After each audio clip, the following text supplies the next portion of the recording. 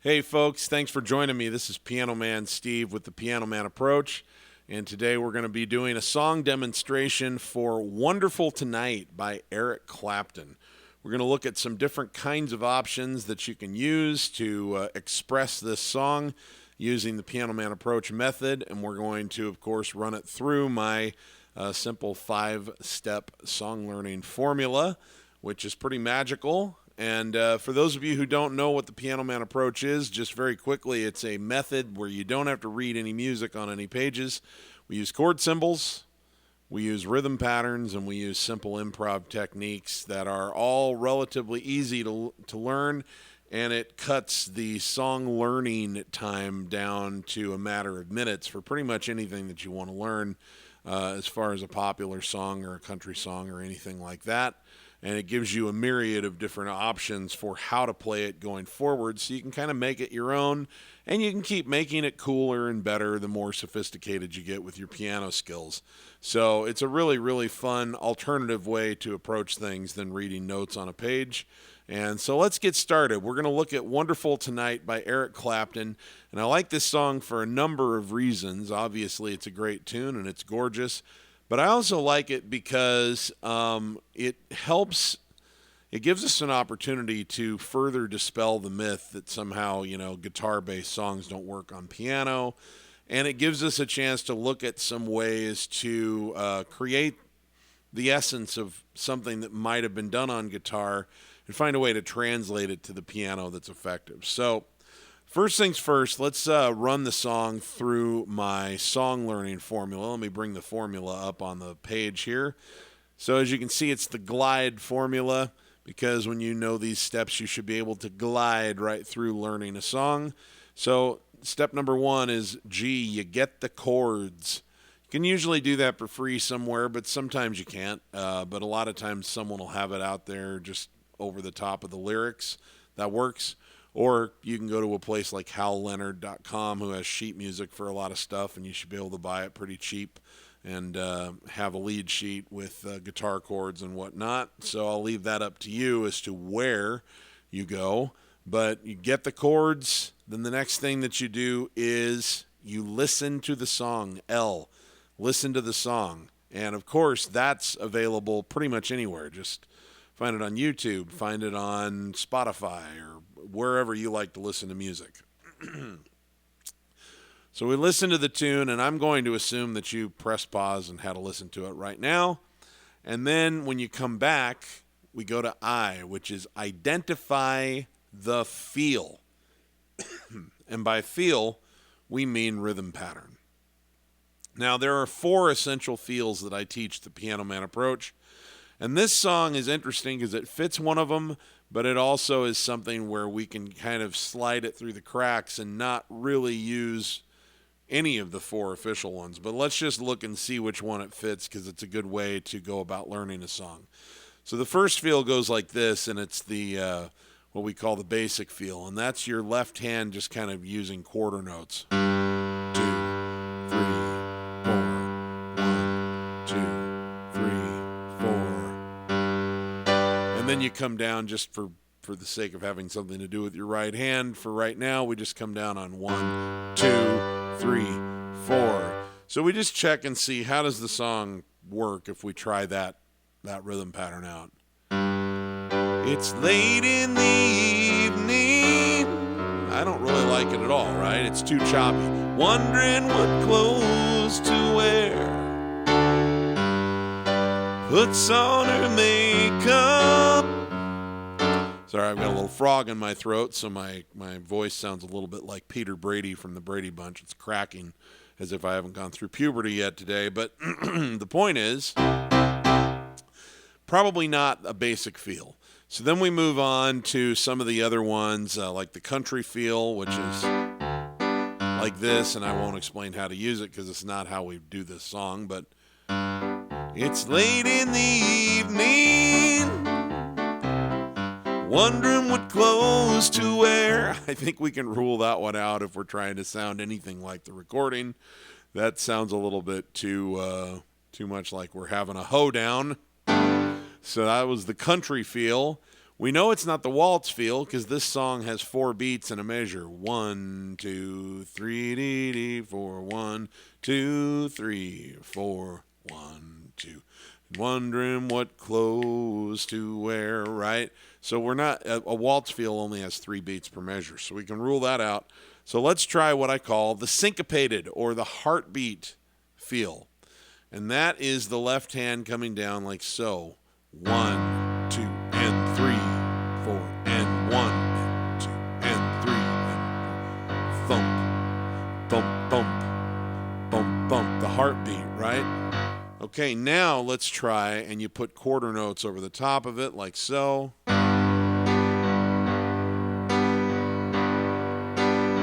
On the chord. And it's a G major chord. It's late in the evening. She's wondering what clothes to wear. Okay, so clearly of those 4 feels, this is the one that works the best.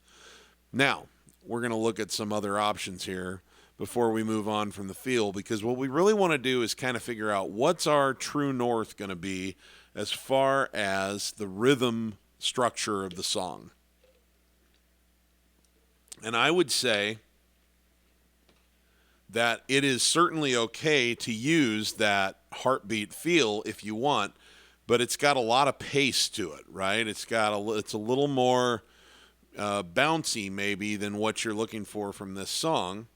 And so that's one way we could go, or we could go what I call a wide open rhythm pattern, which is basically when you just kind of hold long notes in the left hand and just kind of do the quarter note thing in your right hand. So like, it's late in the evening.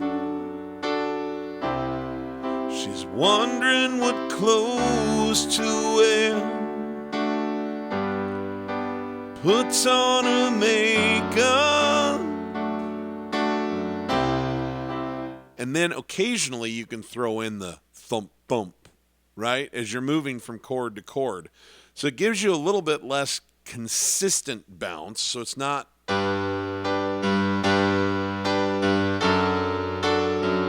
but maybe she's late in the evening. See? She's wondering what clothes to wear. She puts on her makeup. So like maybe just before you move to another chord is a good time to throw in that little syncopated thump thump. Just a thought, gives you a little extra pace. It's not absolutely necessary that it's there, but it's kind of a good strategy. And that's the thing about music, is that a lot of times what you're trying to do is you're not trying to use every trick that you know all in one shot. You just want to know a lot of tricks, and then you want to pick the things in the moments that they're most effective, right?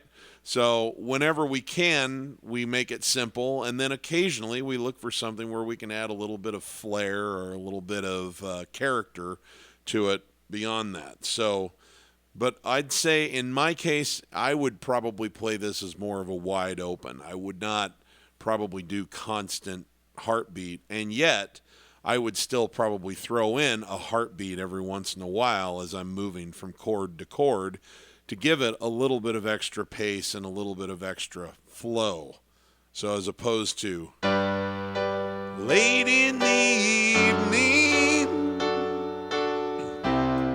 she's wondering what clothes to wear. When you throw that little heartbeat in between chords, it's late in the evening, she's wondering what clothes to wear. She puts on her makeup and brushes her long blonde hair. Okay, so that's a good place to start. Maybe not where we want to finish, but it's a good place to start. You can do the whole song just like that, and now you've got yourself a credible version of the song. Not fancy, not anything really, really super flashy, but particularly if you are a beginning player, this is something that's going to sound good. It's going to feel good. You're going to recognize the song under your hands as you're playing it.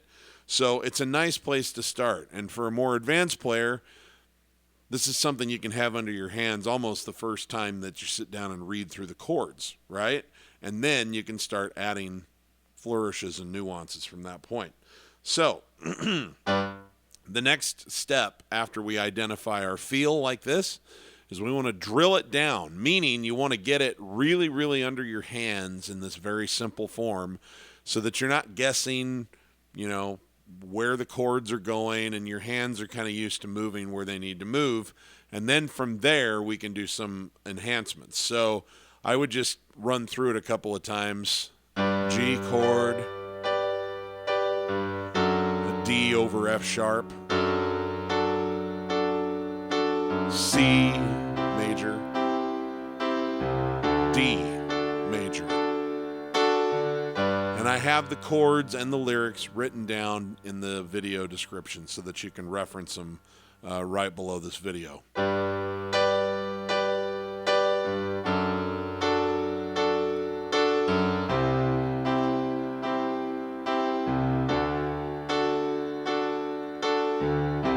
Then back to C. And then she asked to D me, G, D over F sharp, E minor, and then a G over D, and if you want, you can play a G7 if you know your chords well enough to throw that little bit in, which includes that F major there. C, D, G. And it doesn't matter to me one way or the other where you voice the chords. You can do it in any inversion. You can do it down here. You can do it up here. Pick in the middle. It really doesn't matter. It's just about playing the right chord. So you kind of get that under your hands, and then we get to the final step of glide, which is enhance the song with simple improv techniques and signatures, okay? So improv techniques are the things that we're going to use to add a little nuance to our rhythm pattern, to fill space possibly in the spots in between the melody. And then signatures is where there's something going on in that recording that you really, really want to represent in some meaningful way, right? And in the obvious one in this song is the guitar going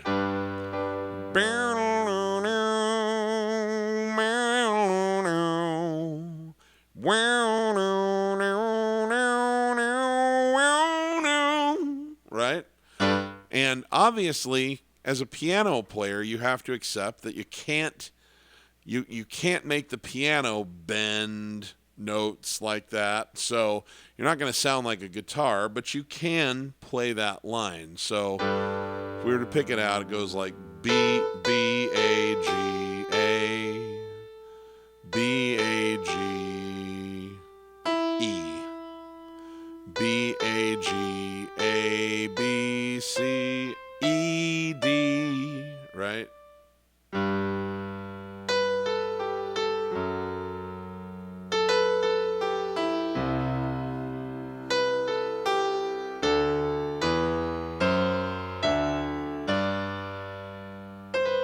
Okay, now, so you kind of get that under your fingers, and then we can look for ways to enhance it. That's the signature, and then we're going to look at some other things too.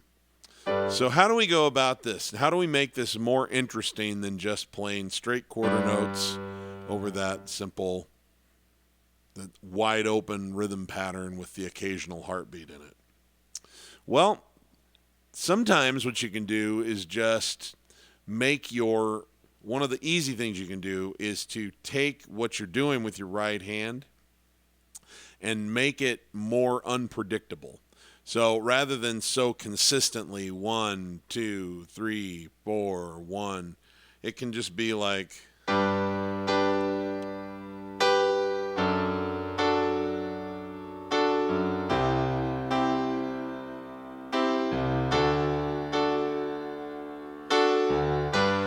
So in this case, I'm playing like 1, 2, 3, 4, 4. Things like that. It changes it just ever so slightly, but those slight differences add up to a lot of difference in the sound. So that's one thing you can do. You can also employ in different spots what I like to call a toggle. Now, a toggle is where you're on a chord, so you're already on the chord, right? You don't have to do anything special, but because you're there, whether you're in this inversion or this inversion or this inversion, doesn't matter. Because what you're going to do is you're going to play the top part of the chord with your whatever fingers above your thumb you're using, and then you're going to toggle down to your thumb on whatever note it would play, and then maybe back up. So you could do something like this.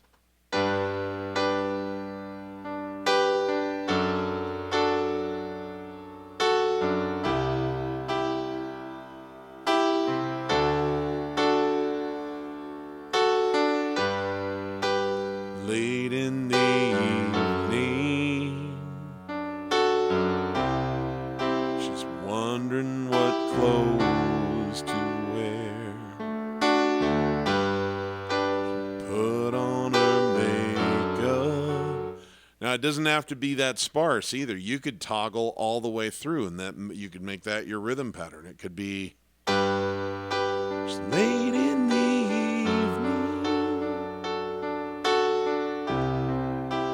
wondering what clothes to wear.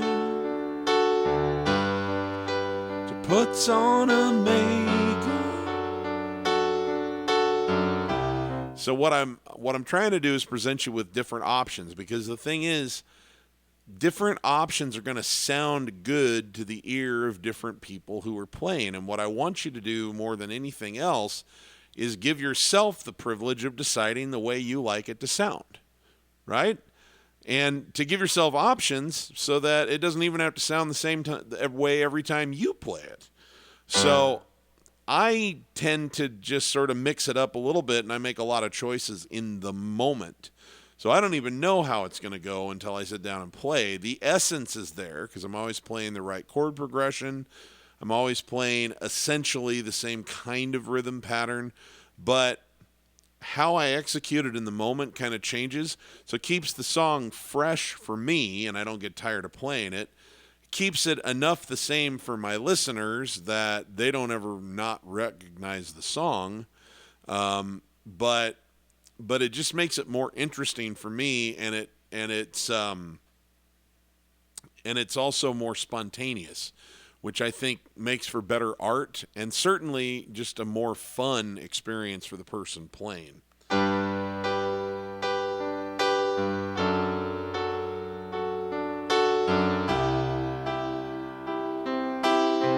And it doesn't matter if you start a toggle from the top down or if you started on the thumb and then come back down. It really doesn't matter. It's just about toggling back and forth between the top part of your hand and your thumb. And it works, like I say, in any inversion. So that's really good stuff that you can use that's very simple, and it's right there on the chord. It's late in the evening. She's wondering what clothes to wear. She puts on her makeup, pushes her long blonde hair,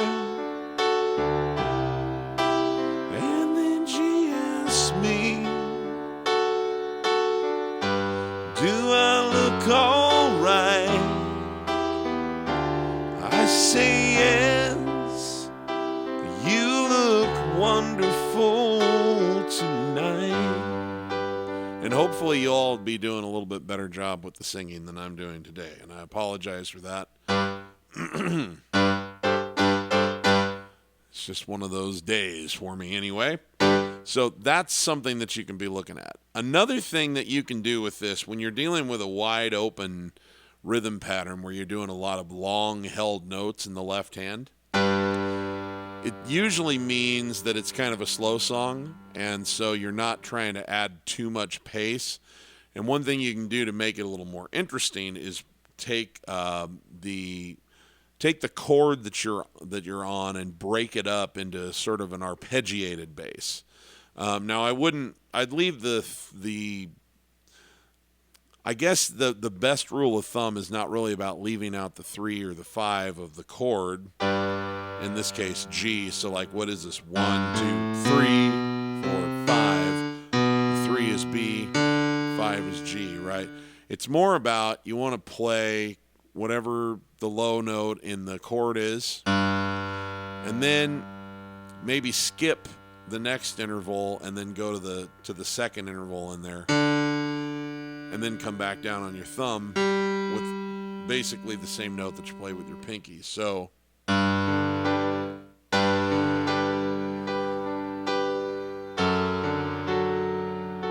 see how nicely that works. So see, on the G chord, G, D, G. And on the D chord, because it's written as a D with an F sharp bass, so you're actually on F sharp, and rather than go F sharp, A, like that, you skip the next one, you skip the next interval, and jump up to the second interval. So that goes F sharp, D, F sharp. Why do we do that? Because in the left hand, it gets really, really muddy when you play two kind of low notes really close to each other. So this sounds kind of muddy. This sounds much clearer. Same thing here. This, very muddy, but with a little space between them, much clearer. So you don't want to muck up your sound by getting two bass notes too close together. It's late in the evening, she's wondering what clothes to wear. Da, da, da, da. And in this case, you can certainly go 1 and 2, 3, 4, 1 and 2, or you can go 1, 2, and 3, 4, 1, 2. There's no right or wrong way. It's just whatever feels best to your hands and whatever sounds best to your ears. It's late in the evening, she's wondering what clothes to wear. Puts on her makeup, brushes her long blonde hair.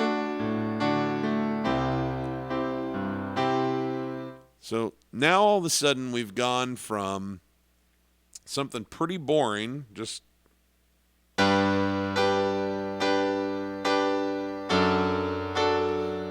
something boring that works, to something kind of cool.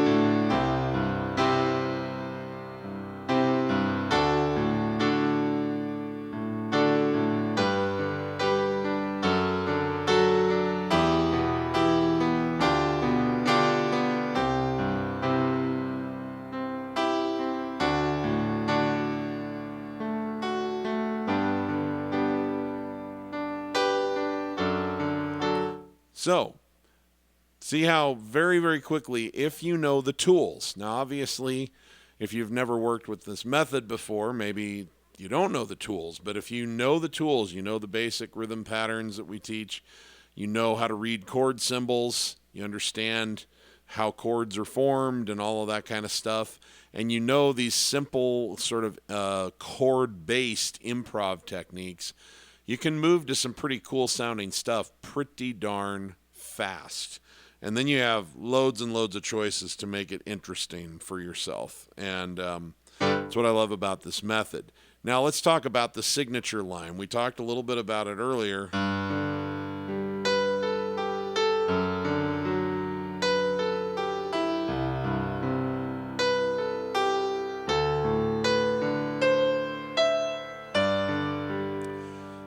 There are different ways that you can handle this to make it more interesting than that.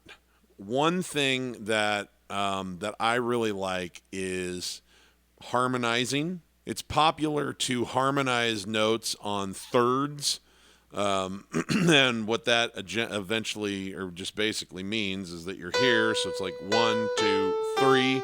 That would be a good harmony note for it, or the other way, 1, 2, 3. Right? It's a third within that key signature. And the same applies if you drop that an octave. That third becomes a sixth when it's here, but it doesn't matter because it's still the same notes. And so you could do this.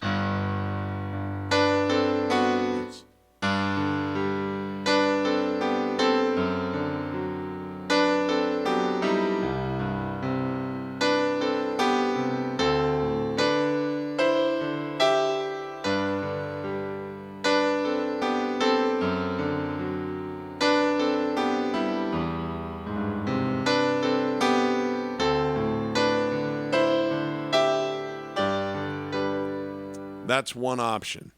I think that's a little clunky myself, and it leaves open a little bit too much opportunity to play wrong notes. So what I like to employ instead is take one harmony note for the entire line and either hold it as a sustained note over the top or underneath it, or kind of repeatedly play it in concert. So let me show you what I mean. In this case, I'm going to take that D, right? That sounds so nice with that B here. And I'm just going to hold it with my thumb while I play the line up here.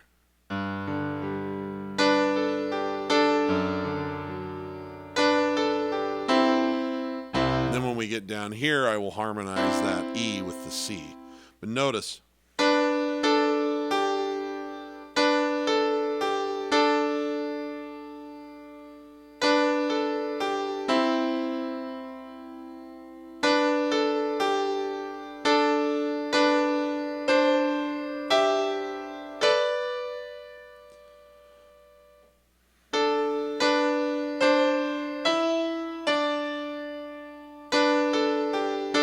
and what that does is it simplifies the need to harmonize it, but the fact that it's there just gives a little bit of extra something. It's so much, just hear the difference between just this.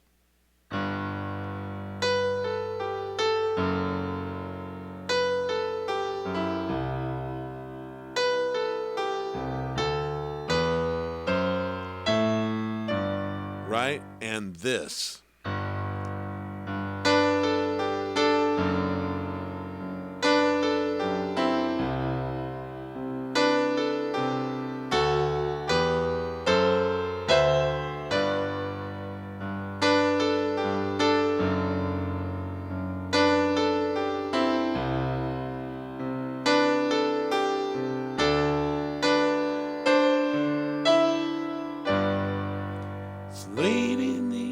Now, the same thing could be done above that line. You could do that with your pinky and play the line underneath it. So play the pinky D up here.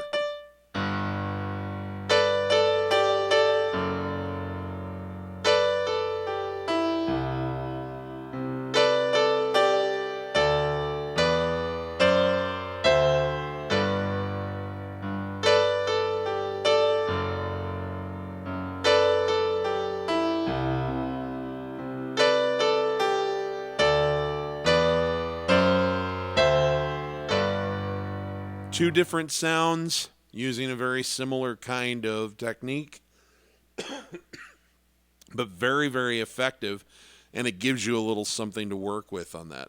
And then, of course, the other thing that you can do with the signature line is you can do little grace notes into the signature line instead of just right? It can be just a note below, which is like A, B, D, D, D, ba da da da da, right?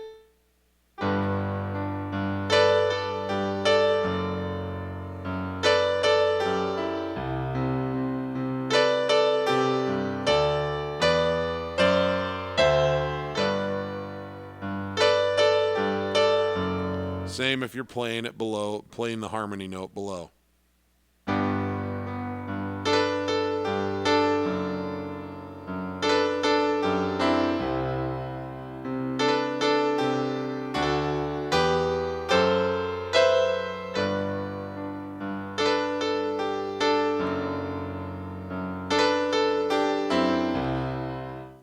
Now all of a sudden, when you have a lot of these techniques at your disposal, and you've kind of practiced the sections so that they're smooth under your fingers, now all of a sudden, instead of just this very vanilla and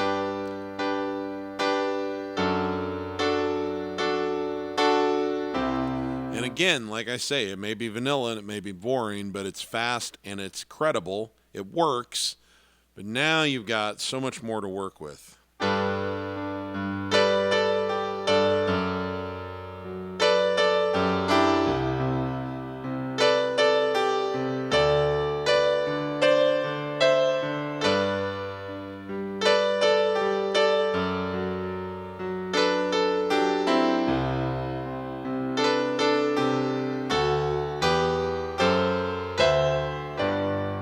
It's late in the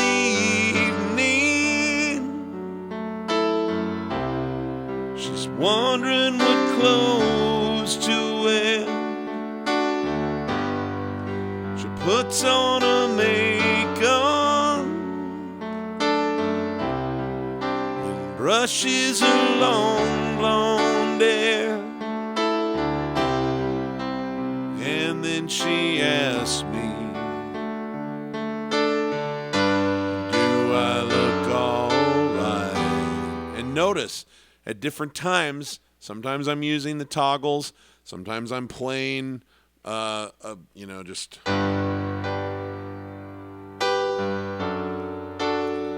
And then other times when I want to add a little extra pace, I just go straight to a quarter note. Do I look all right? And I say yes, you look wonderful tonight.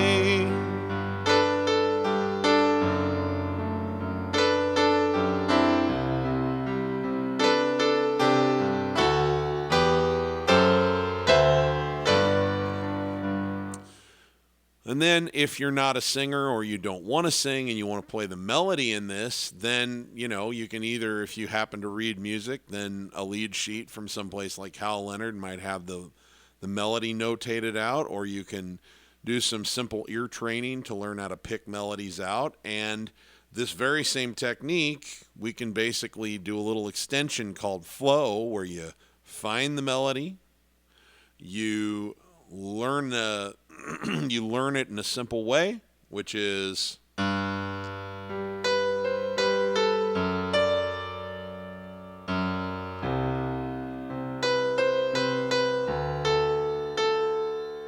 the reason that you do that is you want to get the melody nice and under your hands. And then you ornament the melody with simple improv techniques and all of that, with all the same kind of stuff that we've been doing here. And suddenly you can be playing.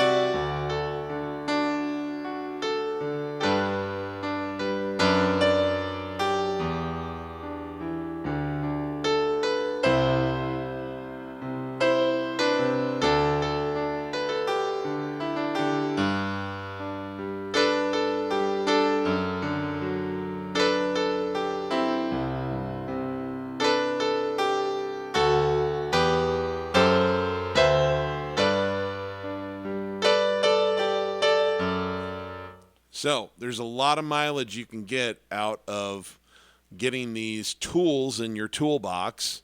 And then rather than being completely dependent on somebody that's taken the time to write out an arrangement and being stuck with playing that exact arrangement every time because you don't have any wiggle room and you don't know where else to go, when you have a lot of these kinds of tools in your toolkit, they're interchangeable between thousands and thousands of songs, and you can make the song essentially the same every time, but with a lot of the fine details being different and spontaneous and fresh every time that you play it, so that it's a new experience for you and it's a new experience for your listener without being so different that it turns either one of you completely off. And it's a really, really fun way to play piano, and it really, really opens up the world of popular songs to you in a way that nothing I've ever encountered in any other method has ever done for me. So hopefully this just gives you some food for thought on what's possible. And that was a very Peter Brady moment. Possible? Whatever's going on with my voice is causing it to crack a lot. Anyway, and so hopefully this gives you an idea of what's possible, as I said. And if you want to learn more about this, I hope that you'll come visit us at the Piano Man Approach, just pianomanaapproach.com. We've got some free goodies over there for you and a lot more explanation about what the course is all about. And, just check and see if it's a good fit for you. And in the meantime, I really hope that this video has been of some value to you, even if it's just one simple technique that you hadn't thought of before that you can take forward with you, not just in this song, but in any song that you play, then I'll consider it a win. And thanks for joining me here. I hope that you're having a great day, and I appreciate that you spent a little bit of it with me. And remember, if you're not having fun when you're making music, you're doing it wrong. Okay, I'm Piano Man Steve, and I'll see you on the next one, guys. Have a good one.